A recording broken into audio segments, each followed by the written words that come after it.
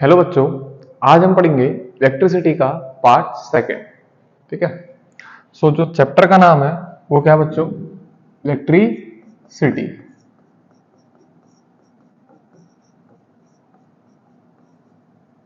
और हम बात करेंगे इसके पार्ट सेकंड की। ये इसकी सेकंड वीडियो है। जिस बच्चे ने फर्स्ट वीडियो नहीं देखी है वो पहले फर्स्ट वीडियो देखकर आए। ठीक है। तो पार्ट सेकंड में जो सबसे पहला टॉपिक हम डिस्कस करेंगे वो हम करेंगे कॉम्बिनेशन ऑफ रजिस्टर। क्या करेंगे? Combination of register.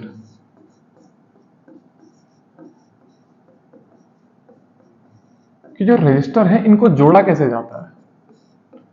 ठीक है। रजिस्टर को जोड़ा कैसे जाता है? रजिस्टर को जोड़ने के बच्चों दो तरीके हैं। एक तो है सीरीज और दूसरा क्या है? पैरेलल। ठीक है। तो इसको दो तरीके से जोड़ा जाता है। एक तो क्या होता है? Series combination.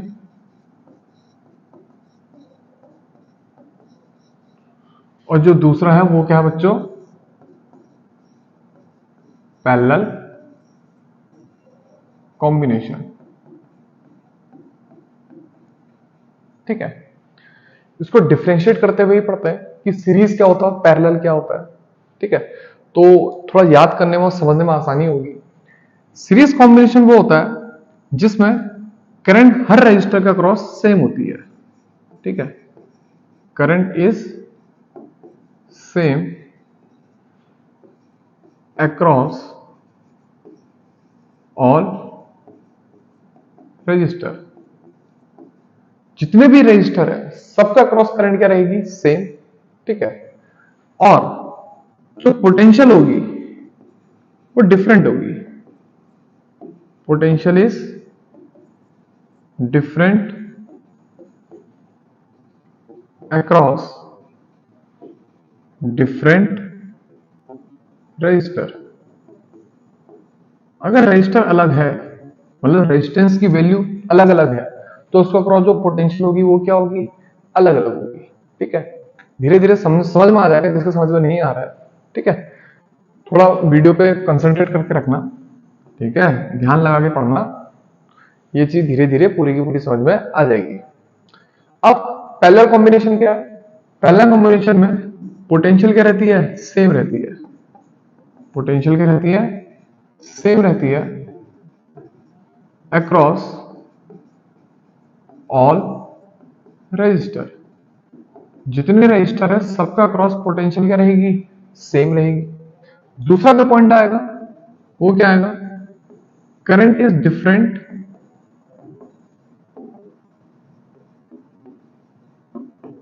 Across different register.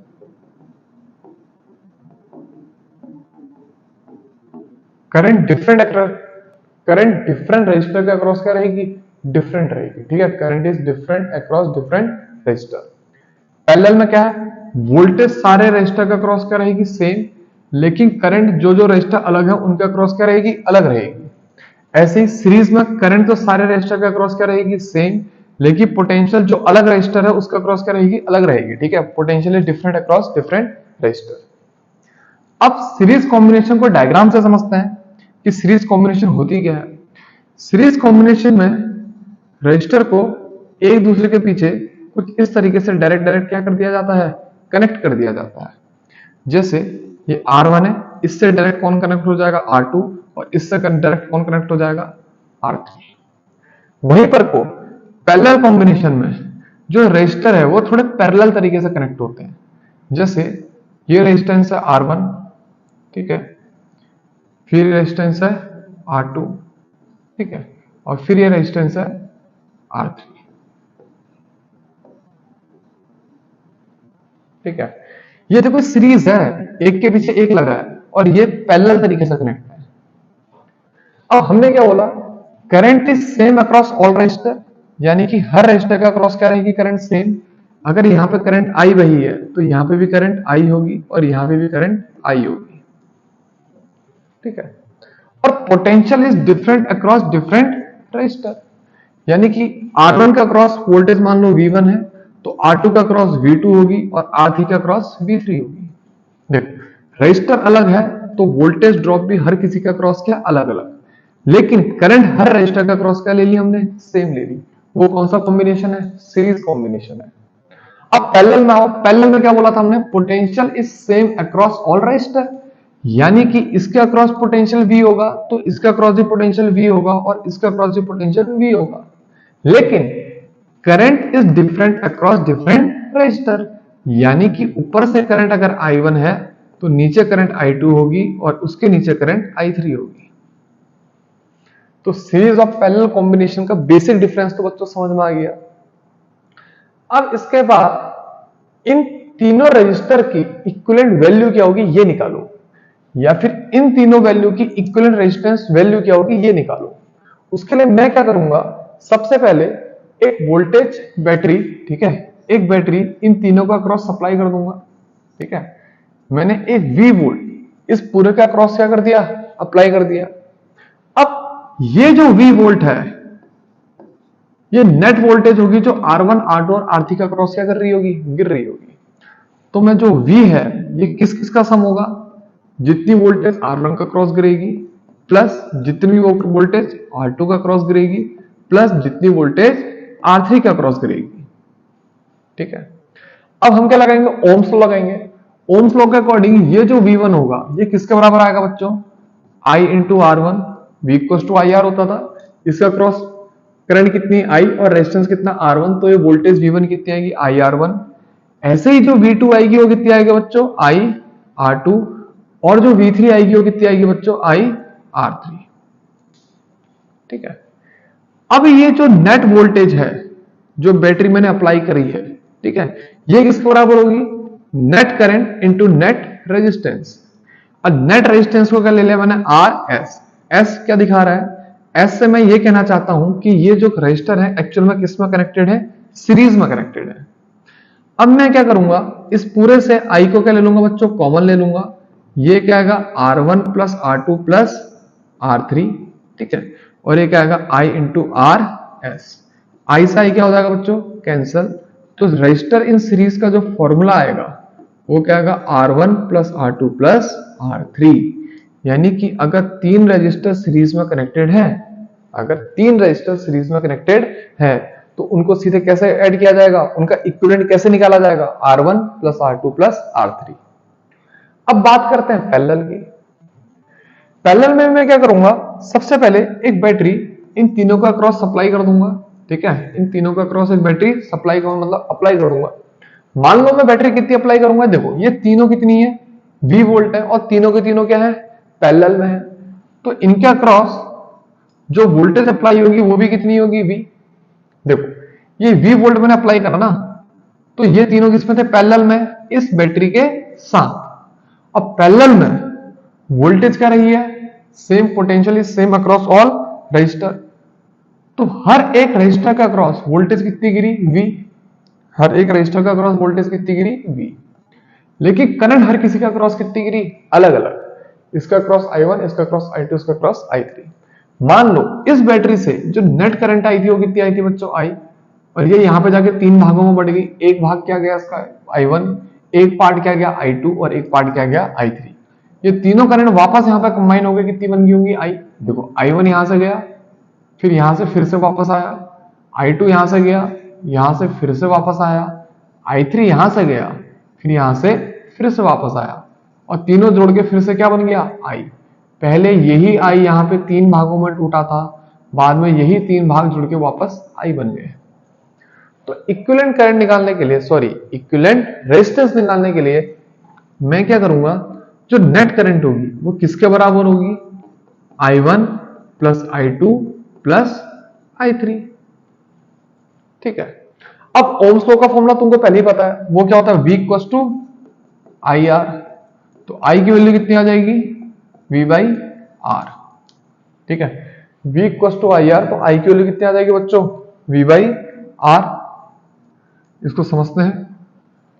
ठीक है, तो ये जो I1 आएगा, ये I1, इसकी वैल्यू कितनी आएगी, इसका क्रॉस वोल्टेज कितनी थी, V, रेजिस्टेंस कितना था, R1, तो I1 की वैल्यू कितनी आएगी, V बाई R1। तो I1 की वैल्यू क्या पुट करी जाएगी, V बाई R1। ऐसे ही I2 की वैल्यू क्या पुट की जाएगी, V बाई R2। और I3 की वैल्यू क्या पुट की जाएगी, V बाई I3।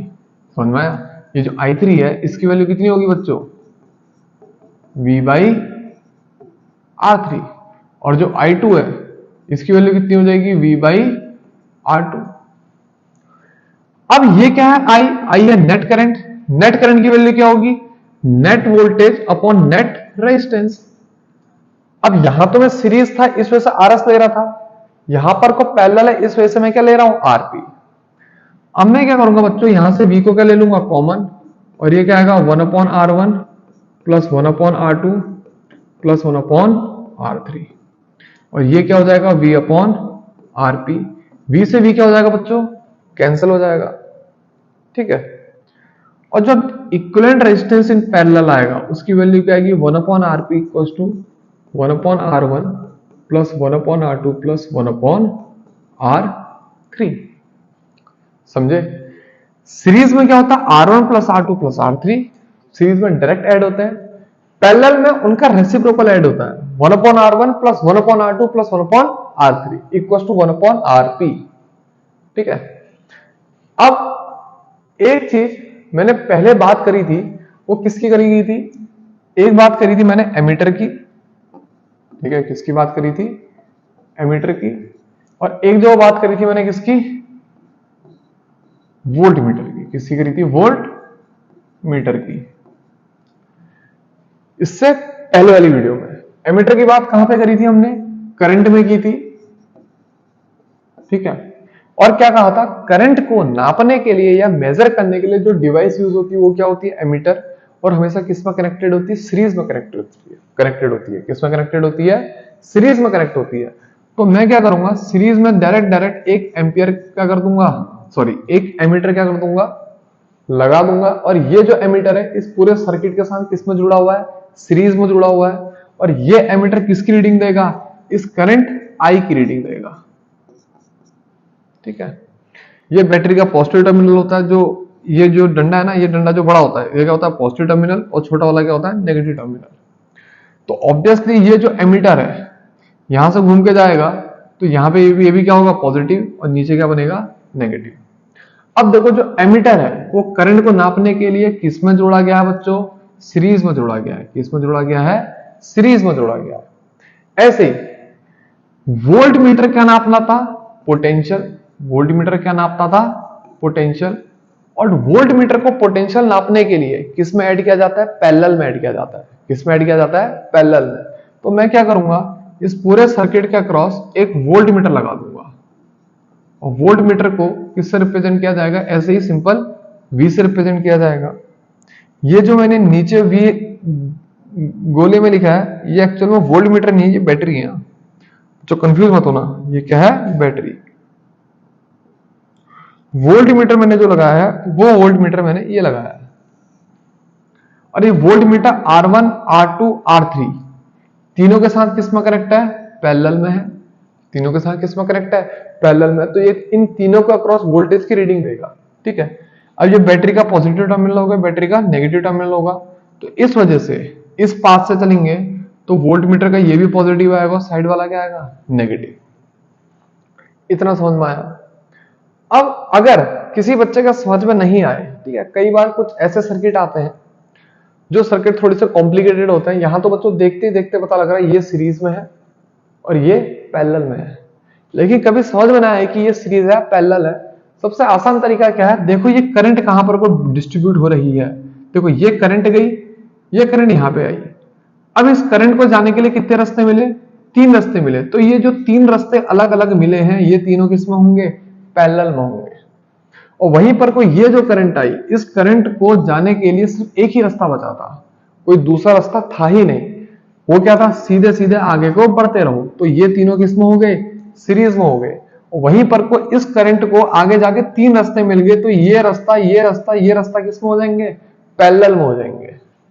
तो उम्मीद करता हूं register in series and parallel सारे बच्चों को समझ में आ गया होगा। ठीक है।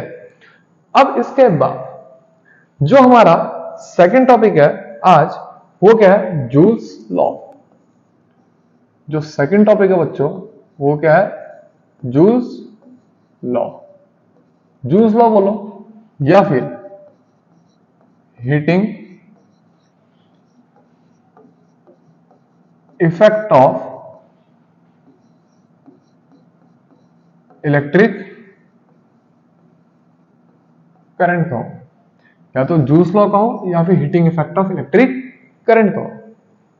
देखना जूल्स लॉ का स्टेटमेंट क्या होगा। देखो कभी भी किसी भी चीज से मतलब कंडक्टर से जब भी करंट बहेगी वो कंडक्टर क्या होता है, गर्म हो जाता है, होता नहीं होता। कोई सा भी कंडक्टर पकड़ लो वो हमेशा क्या होगा, गर्म होगा ही होगा। वही क्या है, जूल्स लॉ। ठीक है, इसके एग्जांपल होते हैं जैसे केटल हो गया, ठीक है, हमारे घर का इंडक्शन हो गया, ठीक है, पानी गर्म करने वाली रॉड हो गई, गीजर हो गया। क्या कर रहा हूं, उससे करंट वेरी है, करंट वेरी तो वो क्या हो जा रहा है, गर्म हो जा रहा है। ठीक है, वही क्या है, जूल्स लॉ। सीधे सीधे according to it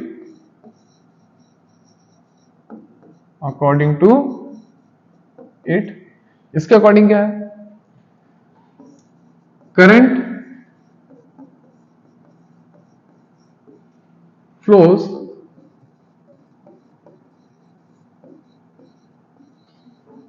through a conductor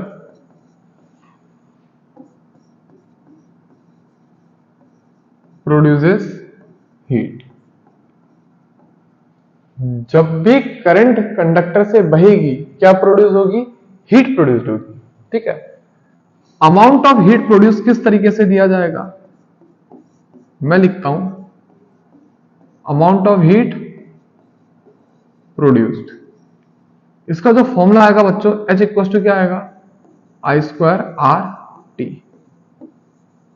ठीक है, ये जो H है ये क्या होगा बच्चों, हीट। ये जो I है ये क्या होगा बच्चों, करंट। R की वैल्यू क्या आएगी, रेजिस्टेंस। R की वैल्यू क्या आएगी, रेजिस्टेंस। और T की वैल्यू क्या होगी, टाइम। H क्या है, हीट, I क्या है, करंट, R क्या है, रेजिस्टेंस, और T क्या है, टाइम। पर इसकी जो यूनिट आएगी, किसकी, यूनिट ऑफ हीट, वो भी क्या आएगी, जूल। इसी वजह से क्या है, जूल्स लॉ। ठीक है, जिसको कैपिटल जे से रिप्रेजेंट किया जाएगा। किससे रिप्रेजेंट किया जाएगा, कैपिटल जे से। ठीक है, अब इसके बाद एक चीज और ध्यान रखी जा सकती है, ये जो हीट है इसकी कौन सी क्वांटिटी है बच्चों, स्केलर क्वांटिटी है। हीट भी कौन सी क्वांटिटी है, स्केलर क्वांटिटी। देखो हीट की डेफिनेशन और भी हो सकती है, ठीक है, बहुत सारी हीट की डेफिनेशन होती है, टेम्परेचर डिफरेंस भी हीट होता है। ठीक है, तो लेकिन मैंने अभी सिर्फ तुम्हारे सिलेबस के अकॉर्डिंग बात कर रखी है। ठीक है, क्लास 10th का जो सिलेबस है जिसपे बेस्ड तुम्हारे न्यूमेरिकल आएंगे, हो सकता है तुम्हारे बोर्ड में जो क्वेश्चन आएंगे सिर्फ उस पर बेस्ड मैंने बात कर रखी है जूल्स लॉ की, और उसके अकॉर्डिंग हीट की डेफिनेशन देने की कोशिश करी है। अब इसकी कुछ प्रैक्टिकल एप्लीकेशन भी होती है। अरे भैया जूल्स लॉ करके बहुत बार बोल तो चुके हैं, लेकिन इसके प्रैक्टिकल एप्लीकेशन तो समझो कि ये काम कहां कहां पे आता है। अब मैं क्या लिखता हूं, प्रैक्टिकल एप्लीकेशन किसकी, जूल्स लॉ की। अब प्रैक्टिकल एप्लीकेशन समझते हैं बच्चों। ठीक है, प्रैक्टिकल एप्लीकेशन में सबसे पहले क्या लिख सकते हो, इलेक्ट्रिक ओवन, खाना करने वाले जो ओवन आते हैं, जो लाइट होती है तभी तो खाना गर्म कर पाते हैं उनमें। ठीक है, ओवन के अलावा क्या लिख सकते हो, केटल। ठीक है, चाय गर्म करने की जो भी तुम्हारी केतली वगैरह होती है घर पे, ठीक है, जो बिजली से चलती है, वो सारी की सारी किस पे, जूल्स लॉ।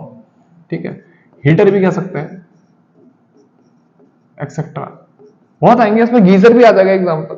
ठीक है, टोस्टर भी आ जाएगा, जो ब्रेड बनाने वाली मशीन होती है, जिससे ब्रेड डालो और सीधे ब्रेड टोस्ट होकर वापस आ जाते हैं। वो भी सब के सब किस पे डिपेंड करते हैं, जूल्स लॉ पे।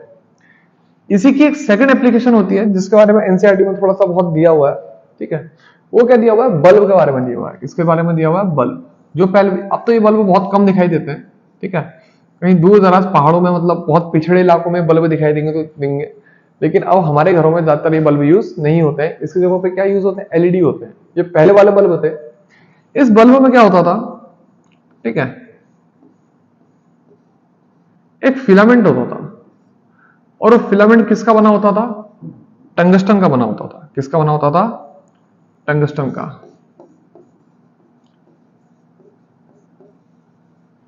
ठीक है, ये जो फिलामेंट बना होता था किसका बना होता था? टंगस्टन का बना होता था। क्यों?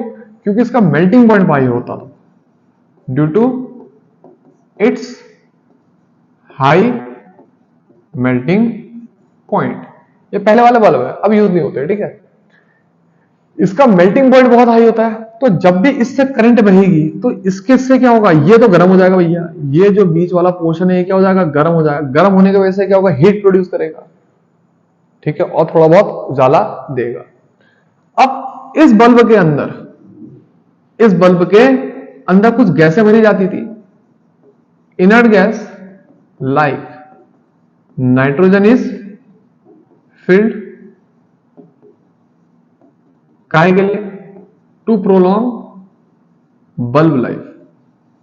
बल्ब की लाइफ या बल्ब की जो भी लाइफ समझ लो, मतलब बल्ब की लाइफ या बल्ब की जो ड्यूरेशन है वो क्या हो जाए? लंबी हो जाए। इस वजह से इसमें क्या करी जाती थी? इनर्ट गैस लाइक नाइट्रोजन से भर दी जाती थी। क्यों? क्योंकि टंगस्टन बहुत ज्यादा रिएक्टिव है। अगर इसके अंदर ये गैस नहीं भरी जाएगी और इसको ऐसे ओपन में यूज कर दिया जाएगा, हमारे एटमॉस्फेयर में जो ऑक्सीजन प्रेजेंट है उस ऑक्सीजन से एकदम से क्या कर जाएगा? रिएक्ट कर जाएगा। ठीक है, इतना समझ में आया? इसकी सेकंड एप्लीकेशन क्या है? एक बल्ब, जो बल्ब कहां पहले, जो मतलब पहले यूज होते थे, ठीक है, अब यूज नहीं होते। किसी घर में होते होंगे तो अलग बात है, लेकिन अब नॉर्मली ये बल्ब यूज नहीं होते हैं। इसमें बीच में एक मटेरियल यूज होता था जो क्या होता था? टंगस्टन का बना होता था। जब भी इससे करंट बहती थी ये गर्म हो जाता था, और गर्म होने की वजह से क्या देता था? बाहर लाइट देता था। ठीक है, ये बल्ब लेकिन अब क्या हो चुके हैं? रिजेक्ट हो चुके हैं। क्यों? क्योंकि ज्यादातर अमाउंट जो पावर का ये कंज्यूम करता था, एनर्जी का जो ज्यादातर अमाउंट ये कंज्यूम करता था, वो सिर्फ और सिर्फ गर्म करने में लगा देता था, और उसका बहुत ही छोटा पोर्शन हमको लाइट के तौर पे देता था। ठीक है, इसमें लिखता हूं only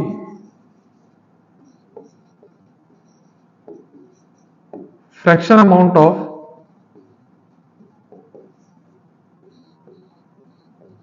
energy consume is radiated as light। कुछ फ्रैक्शन अमाउंट ऑफ एनर्जी ही हमको किसमें मिलती थी? लाइट के फॉर्म में मिलती थी। बाकी सारी की सारी तो बल्ब क्या करता था? खुद ही गर्म होने में लगा देता था। तो इस वजह से इनको क्या कर दिया गया? नेग्लेक्ट कर दिया गया, या फिर इनको हटा दिया गया। अब इसी के बाद इसी का जो तीसरा टॉपिक था, ठीक है, जो तीसरी एप्लीकेशन है वो क्या है? फ्यूज। वो क्या है? फ्यूज। फ्यूज क्या होते हैं? ये ऑलवेज कनेक्ट किए जाते हैं किसमें? सीरीज में। ठीक है, समझाता हूं इन्हें अच्छे से। Always connected in series. तो फ्यूज क्या है? हमेशा एक तो सीरीज में कनेक्ट होंगे, और जैसे ही current greater than suitable rating, ठीक है, सुटेबल रेटिंग फ्लो, जैसे ही current greater than suitable rating क्या करेगा? फ्लो करेगा, जो फ्यूज वायर है वो क्या कर जाएगी? मेल्ट कर जाएगी। Fuse wire melt and break the circuit. ठीक है, समझना। जैसे एक यहां पर को हमने अपने घर पे टीवी लगा रखी है। इस टीवी की जो रेटिंग है ना वो कितनी बच्चों? 5 एम्पियर है। कितनी? लेट सपोज 5 एम्पियर है। मतलब इस टीवी, ये टीवी जो काम करेगा सिर्फ और सिर्फ कितने में करेगा? 5 एम्पियर में काम करेगा। ये टीवी है, ये टीवी कितने में कर रहा है? 5 एम्पियर काम कर रहा है। अगर मैंने यहां पर कोई फ्यूज वायर लगा दी, क्या लगा दी? Fuse wire. जैसे ही, और इसकी रेटिंग भी कितनी कर दी? 5 एम्पियर। जैसे ही अगर 5.1 एम्पियर की करंट यहां से बहनी शुरू हो जाएगी, ये क्या हो जाएगी? वायर जो बीच में ये गर्म हो जाएगी। ये क्या हो जाएगी? गर्म हो जाएगी और मेल्ट कर जाएगी। मेल्ट कर जाएगी मतलब टूट जाएगी बीच में। अब ये टूट गई तो इसने सर्किट को क्या कर दिया? ब्रेक कर दिया। सर्किट को क्या कर दिया? ब्रेक कर दिया, और आगे टीवी को खराब होने से क्या कर दिया? बचा दिया। क्योंकि इसकी रेटिंग तो 5 एम्पियर ही है, ये 5 एम्पियर से ऊपर तो झेल नहीं सकता। अगर करंट इसका 5.1, 5.2, 5.0 हो जाएगी, ये क्या कर जाएगा, फूक जाएगा। ठीक है, देसी भाषा में बोलेंगे तो ये क्या कर जाएगा, फूक जाएगा। तो हमने क्या करा, एक फ्यूज यहाँ पे इसके साथ सीरीज में कनेक्ट कर दिया, एक फ्यूज इसके साथ सीरीज में कनेक्ट कर दिया, जिसकी रेटिंग भी कितनी रखी, 5 एम्पियर। जैसी करंट कितनी रहेगी, 5.1, ये तार क्या कर जाएगी, पिघल जाएगी, ये तार क्या कर जाएगी, पिघल जाएगी। और जैसे ये तार पिघलेगी तो ये जो हमारा अप्लायंस है ये फूकने से क्या कर जाएगा, बच जाएगा। ठीक है, फ्यूज ये किस तरीके से यूज किया जाता है, यूज्ड एज सेफ्टी डिवाइस। इस सेफ्टी डिवाइस की तरह क्या किया जाता है, यूज किया जाता है। ठीक है, तो बच्चों ये चीज समझे, जूस लॉ समझे ना। जूस लॉ क्या है कि किसी भी कंडक्टर से जब भी क्या बहेगी, करंट बहेगी, वो कंडक्टर क्या हो जाएगा, सीधे सीधे गर्म हो जाएगा। वो कंडक्टर सीधे सीधे क्या हो जाएगा, गर्म हो जाएगा। ठीक है, और जो गर्म होगा उसका फॉर्मूला कितना आएगा, कि कितना गर्म हुआ मतलब कितनी उस पर हीट आई, उसका फॉर्मूला क्या होगा, H = I² RT। H की value heat, I current, R resistance और T टाइम। जो यूनिट ऑफ हीट आएगी वो क्या आएगी बच्चों, जूल। यूनिट ऑफ हीट क्या आ जाएगी, जूल। और एक क्वांटिटी कौन सी होती है, स्केलर। इसके प्रैक्टिकल एप्लीकेशन में electric oven, kettle, heater, geyser, ठीक है, जो पानी गर्म करने वाली रॉड होती है, टोस्टर एक्सेट्रा। ठीक है, आयरन, जिसमें हम घर पर अपने कपड़े को आयरन करते हैं, वो सारी के सारे क्या है, जूस लॉ के एग्जाम्पल है। फिर एक एग्जाम्पल क्या है, ये बल्ब। ठीक है, एग्जाम्पल क्या है, ये बल्ब। ये बल्ब के बारे में ज्यादा आएगा नहीं। ठीक है, क्यों, मतलब आएगा नहीं, मतलब कहने का मतलब है कि ये बल्ब ज्यादा यूज नहीं होते। इससे मटेरियल होता है टंगस्टन का, समझ गए होगे शायद। इनर्ट गैस इसके अंदर भरी जाती है, क्यों, ताकि इसकी लाइफ क्या कर जाए, बढ़ जाए। और अगला क्या है, इसको क्यों रिजेक्ट किया गया, क्यों, क्योंकि बहुत कम अमाउंट ऑफ एनर्जी जो लेता है, उसका बहुत कम अमाउंट हमको लाइट की फॉर्म में देता है। मैक्सिमम पार्ट तो क्या होता है, इसको गर्म करने में ही खर्च हो जाता है। अब इसके बाद और ये टंगस्टन काहे के लिए यूज होता है। ठीक है बच्चों, ये मटेरियल टंगस्टन का काहे के लिए यूज होता है, क्योंकि इसका मेल्टिंग पॉइंट बहुत ज्यादा होता है, जल्दी पिघलता नहीं है। फिर फ्यूज क्या, ऑलवेज कनेक्टेड इन सीरीज। और करंट जैसे ही सुटेबल रेटिंग से ज्यादा जाएगी, फ्यूज की वायर क्या कर जाएगी, पिघल जाएगी। ठीक है, और इस सर्किट को क्या कर देगी, ब्रेक कर देगी। सर्किट को क्या कर देगी, ब्रेक कर देगी। अब इसके बाद जो तीसरा टॉपिक आएगा आज, वो क्या आएगा बच्चों, पावर। क्या आएगा, पावर। क्लास 9th में तुमने पावर पढ़ा होगा, क्या होता है, हमने क्या कहा था, rate of doing work is called power. यहां वर्क के बदले सिर्फ और सिर्फ क्या चेंज हो जाएगा, हीट। तो हम क्या लिखेंगे, rate of heat produced. Rate of heat produced is called power. जो रेट ऑफ हीट प्रोड्यूस होगी वो क्या होगी बच्चों, पावर। पावर का जो फॉर्मूला आएगा वो क्या आएगा, हीट अपॉन टाइम।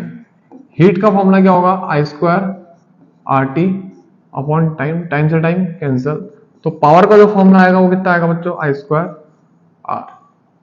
ठीक है, अब तुमको पता है ओम्स लॉ का फॉर्मूला क्या होता है, बट जो ओम्स लॉ है उसका फॉर्मूला क्या होता है बच्चों, V = IR। तो यहां से I की वैल्यू क्या पुट कर सकते हैं, V अपॉन R। यहां से I की वैल्यू क्या पुट कर सकते हैं, V अपॉन R। अच्छे समझना, स्टार्टिंग से समझा रहा हूं।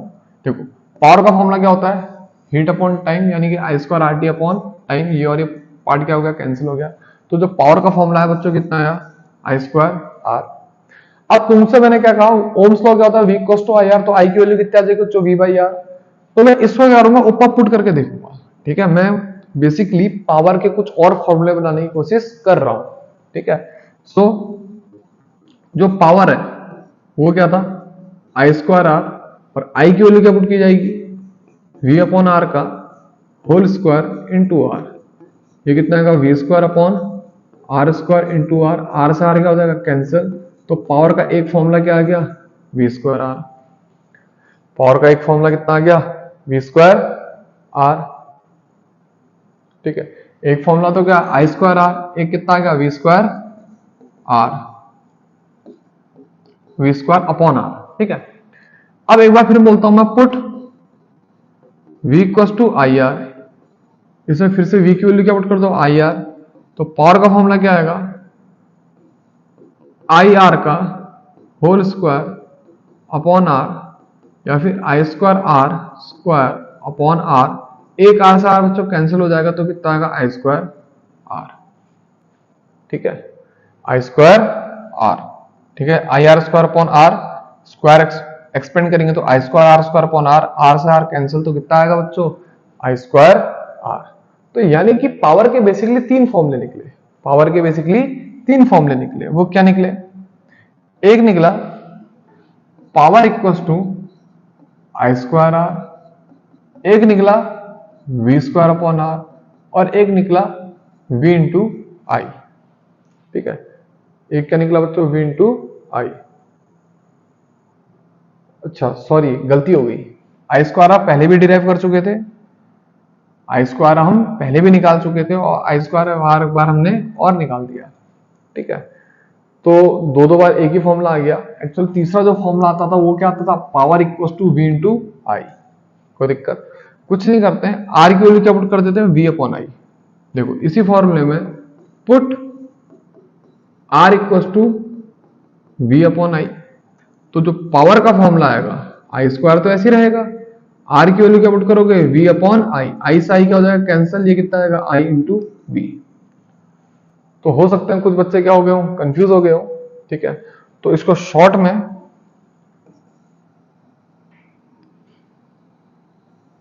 ठीक है, ये डेरिवेशन तो पूरी समझ में आ गई ना, मैं इसको शॉर्ट में एक नोट टाइप का बना के लिखा के दे देता हूं।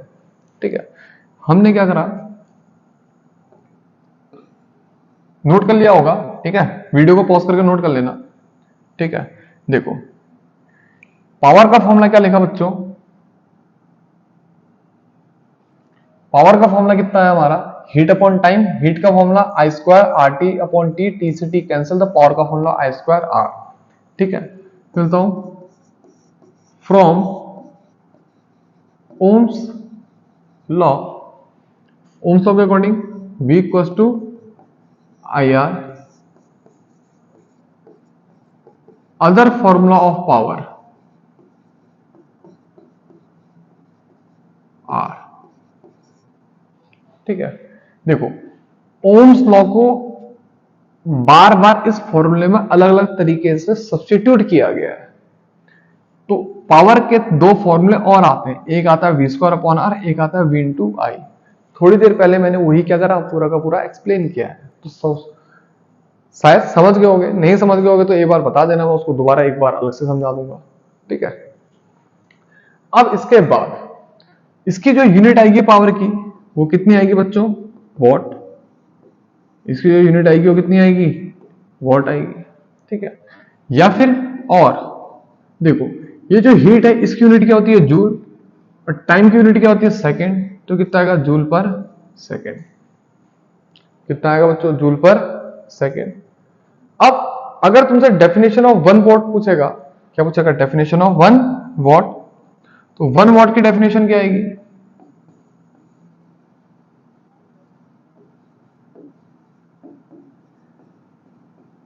देखो पावर का फॉर्मूला क्या है, वर्क अपॉन टाइम,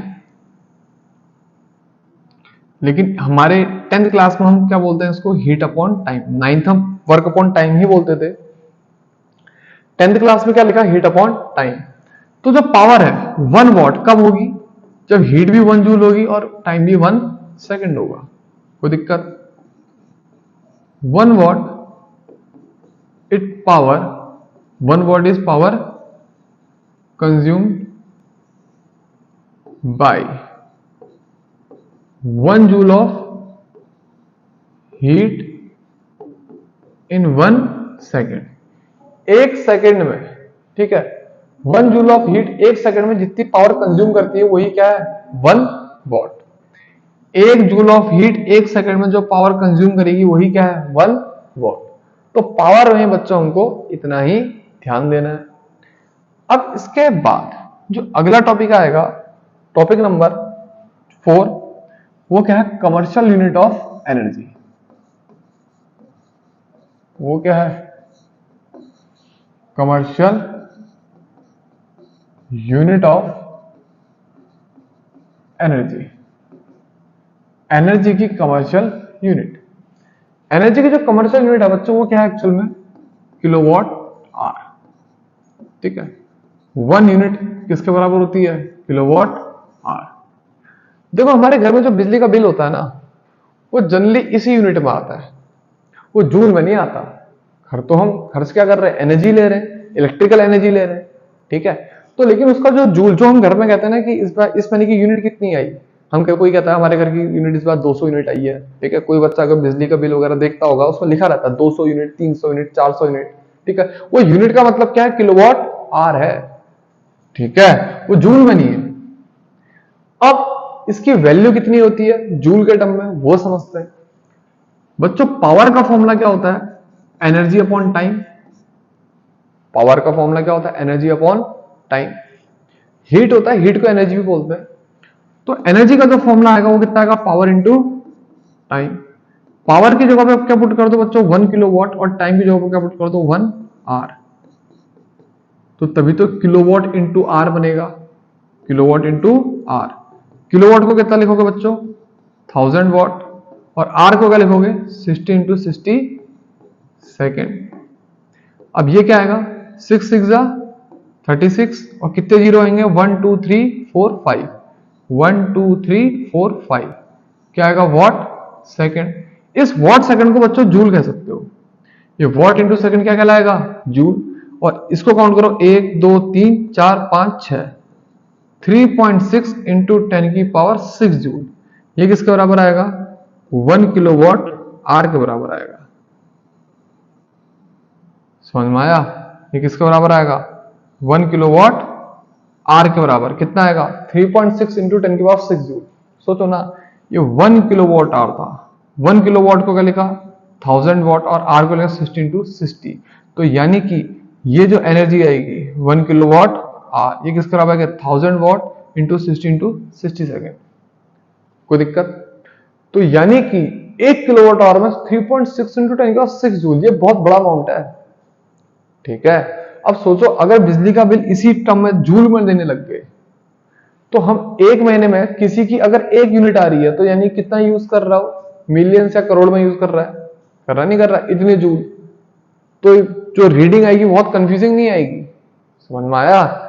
जैसे अगर तुमको किसी दुकान में कुछ सामान लेने के लिए जाना है, मान लो उसकी कॉस्ट बच्चों 1 लाख रुपया है, तुम एक एक के सिक्के लेके जाओगे तो दिक्कत होगी ना। सीधे क्या करोगे, अब तो 1000 के नोट बंद हो गए, 2000 के भी बंद ही हो गए। ठीक है, 500 की तो गड्डी लेके जाओगे तो आसान हो जाएगा। तो वही चीज है, ये यूनिट बहुत छोटी थी, जूल यूनिट बहुत छोटी थी, तो उस वजह से उसकी न्यूमेरिक वैल्यू क्या है, बहुत बड़ी। इस वजह से क्या यूज करते हैं, किलोवाट आर। अब अगर इसकी डेफिनेशन दी जाए, इसकी डेफिनेशन दी जाए किसकी, कमर्शियल यूनिट ऑफ एनर्जी की, क्या देंगे, मैं बोलूंगा energy consumed by 1 kilowatt appliance. मतलब हमारे घर में जो बिजली का उपकरण यूज हुआ है उसकी पावर रेटिंग कितनी होनी चाहिए, 1 किलोवाट। तुम देखो ना, जैसे हमारे घर में टीवी होती है, कुछ होती है, मतलब कोई भी इलेक्ट्रिकल अप्लायंस है, उसकी पावर रेटिंग होती है, 400 वॉट से है, 500 वॉट का है, 100 वॉट का है। ऐसे जिसकी रेटिंग कितनी है, 1 किलोवाट, वो जितनी एनर्जी कंज्यूम करेगा 1 आवर में, energy consumed by 1 kilowatt appliance in 1 hour, यही क्या होगी, commercial unit of energy is called commercial unit of energy। यानी कि 1 किलोवाट आवर किसके बराबर आ जाएगा, ठीक है, 1 kilowatt, sorry, commercial unit of energy, commercial unit of energy क्या है, 1 किलोवाट आवर। और जो 1 किलोवाट आवर होता है ये किसके बराबर होता है बच्चों, 3.6 इंटू 10 की पावर 6 जूल। तो इलेक्ट्रिसिटी सेक्टर में थ्योरी तो बच्चों इतनी है। ठीक है, कुछ टॉपिक छूटे होंगे तो मैं आने वाली वीडियो में उनको कवर कर दूंगा, लेकिन अभी मेरे को जितना ध्यान है commercial unit of energy last topic है। अब इसके बाद अगले जो टॉपिक आएगी या अगली जो वीडियो आएगी, ठीक है, इसके बाद जो अगली वीडियो आएगी वो सिर्फ और सिर्फ क्या आएंगे, क्वेश्चन आंसर की आएगी। तो आज के लिए बच्चों इतना ही, thank you and bye bye, और पढ़ाई करते रहो।